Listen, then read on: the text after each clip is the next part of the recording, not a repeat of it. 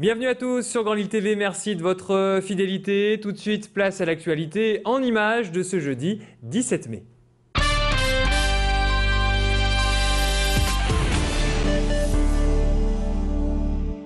La saison n'est pas finie et c'est déjà l'heure du bilan. Assuré de finir en 3e position, l'heure est à l'analyse et aux perspectives d'avenir. Le collectif perd Eden Hazard, sacré meilleur joueur de Ligue 1. Il va falloir le remplacer. Après avoir fini champion l'an passé, le LOSC reste sur le podium, un motif de satisfaction pour le gardien lillois. C'est un championnat qui est hyper satisfaisant de finir à cette 3e place. Alors après, on peut toujours analyser en disant il y a certains matchs qu'on aurait pu faire basculer dans un sens. Et peut-être il y en a d'autres aussi qu'on ne méritait pas complètement. Je pense qu'on mérite toujours d'être là où on arrive d'être. Et je pense qu'à travers tout ce qu'on a eu à gérer, la suite de ce doublé, les changements, je pense que c'est quelque chose qu'on aurait validé tout au long de la saison et qu'on a validé. Une fin de saison particulière, Lille jouera l'an prochain dans son tout nouveau grand stade. Moi personnellement, en tout cas, ça sera quand même rempli de nostalgie parce que personnellement, de vivre 3 ans comme ça a été le cas, je veux bien signer pour 3 ans avec aussi peu de défaites dans un stade à domicile et aussi de grandes soirées de partage et autant de buts marqués, autant de plaisir.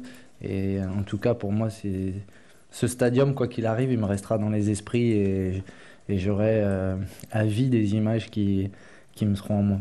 Dernier match de la saison, dimanche contre Nancy. La place du concert dans le Vieux-Lille se paye un coup de jeune. La statue François-André Bontre revalorisée, des pavés fraîchement posés. Mauvaise nouvelle cependant pour les automobilistes, le stationnement y deviendra interdit. 3 semaines de travaux pour un budget de 200 000 €. Le fait de réparer et de maintenir effectivement l'usage de cette place ne peut que rendre service à la fois aux riverains mais également aux commerçants qui se plaignaient effectivement du danger qu'ils encouraient lorsqu'ils installaient leur étal, mais également pour les riverains qui de temps en temps se tordaient la cheville lorsqu'ils empruntaient cette place. Et le marché se déroule actuellement à proximité avenue du Peuple belge. Bien sûr, pendant la durée des travaux, quelques commerçants se plaignent, mais à la fois ils perdent peut-être des clients, mais ils en gagnent d'autres qui n'avaient pas l'habitude de venir place du concert. Donc je pense qu'à l'arrivée, tout le monde sera satisfait, j'en suis persuadé. Le marché a provisoirement migré rue du Peuple belge, le temps des travaux. La crise des vocations dans l'Église catholique s'est sérieusement accentuée ces dernières années. Dans le diocèse de Lille, depuis 2006, le nombre d'ordinations de prêtres ne fait que chuter, passant de 14 par an à 4 pour la période 2011-2012.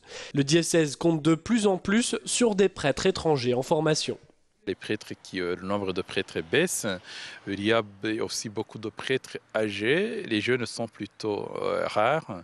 C'est une évidence. C'est pas que la demande. Il y a même des paroisses qui ferment parce qu'il n'y a pas assez de prêtres pour envoyer là-bas. Ou tout simplement, on réunit beaucoup de clochers qui étaient des anciennes paroisses, mais se retrouvent dans une seule paroisse pour justement essayer de rentabiliser au maximum le personnel qui est sur place. Une boutique spécialisée dans la vente de cigarettes électroniques vient de voir le jour à Lille. Située pile poil en face d'un buraliste, l'enseigne compte s'emparer du marché naissant des fausses cigarettes. Pas d'odeur, de cendre ni de fumée, juste de la vapeur d'eau. Le marché de la cigarette électronique, je ne pense pas que ce soit une vraie concurrence dans le sens où chacun est libre de choisir comment il souhaite fumer. Il y en a qui sont pour le concept, il y en a qui l'essayent et qui l'adoptent, qui ne reviennent jamais en arrière, ce qui a été mon cas. Il y en a d'autres qui essayent, qui achètent et chez nous et au bureau de tabac, qui font, comme on dit, moitié-moitié. Ce sera toujours bien moins dangereux que la cigarette normale. Si tant est qu'il y ait un moindre danger sur la cigarette électronique. 5e boutique en France, la marque surfe sur la vague d'un marché en plein essor. Il surfe aussi sur la vague, une vague artificielle générée par une pellicule d'eau projetée sur une surface souple. Le flowrider est un sport nouveau à la croisée du surf, du snow ou encore du skate. Des sensations uniques de glisse et de vitesse, l'eau est projetée à plus de 50 km/h. C'est génial, enfin t'as vraiment des sensations au bout des 30 premières secondes, en plus t'as pas froid. Franchement c'est génial, faut le faire quoi. Je cherchais le même fun, on va dire, le même fun au niveau des gens, de la vague et du sport que dans le surf et qu'ici, quoi. Autant j'ai déjà fait de la planche à voile, j'ai fait du roller, etc. Mais alors par contre, justement, je pense que le point fort, c'est d'avoir son équilibre. Et le problème, je crois que c'est qu'il n'y a pas grand monde qui a l'équilibre. Du coup, en tout cas, c'est fou rire garanti, quoi.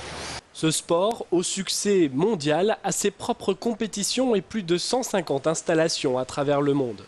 C'est une première en France parce qu'aujourd'hui, ces machines-là existent aux États-Unis. Il y a 2 versions mobiles uniques au monde. Donc il y en a une à San Diego et il y a celle-ci qui est ici à Vambrochy. Globalement, on a démarré avec le Salon nautique de Paris pour montrer ce nouveau sport et on a envie vraiment de faire connaître quelque chose d'un peu exceptionnel et très très fun.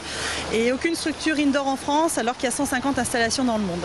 Ouvert au grand public pour le fun et la glisse à la ferme Chrysole de Vambrochy, il est encore temps de profiter de l'installation jusqu'au 27 mai.